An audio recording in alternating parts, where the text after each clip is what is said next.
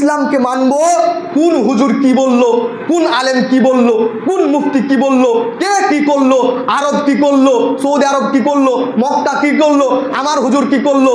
না, ইসলাম হবে কোরআন এবং সহিহ হাদিস।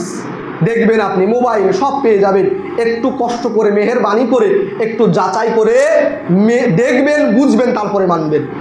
ভেন্ডি কিনতে গিয়ে ভেন্ডিংয়ের পোঙাটা ভেঙে দেখছেন, জালি তো 10 টাকা কেজি ভেন্ডি, তারপরেও যাচাই বাছাই, ভেন্ডি ভেন্ডি ঠিক আছে তো, শসা 30 টাকা কেজি, এই শসা জালি তো, 500 শসা নেবে, 10 মিনিট ধরে যাচাই বাছাই করছে, 3টে শসা দিচ্ছে 10 মিনিট ধরে যাচাই বাছাই করে।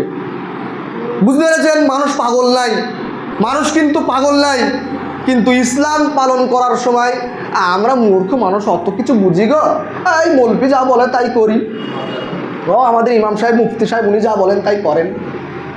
এইসব চলবে না। 500 টাকার নোট তো ঠিক আপনি বুঝেন, তখন তো বলেন না টাকা সম্পর্কে তো আমার জ্ঞান নেই, তখন কোনটা জাল কোনটা ছেঁড়া ফুটো ঠিক চিনতে পারেন। আপনার ভুঁয়ে যদি আলটা একটু ঠেলে দেয় তখন তো আপনি ঠিক বুঝেন। আপনি কি উকিল বা আমিন জমিনের, আপনি কি বুঝেন? তখন ঠিক বুঝেন, আমার দিকে একটু ঠেলে আসলো কেন, মারামারি ফাটাফাটি। হ্যাঁ, আর ইসলাম পালনের বেলায় আমরা বাপু মূর্খ মানুষ, অত ফত বুঝি না, বাপদাদা যা করে এসেছে তাই করব, তাই তো। বাপদাদা তো বহুত কিছুই করেছে, আপনি করছেন কি?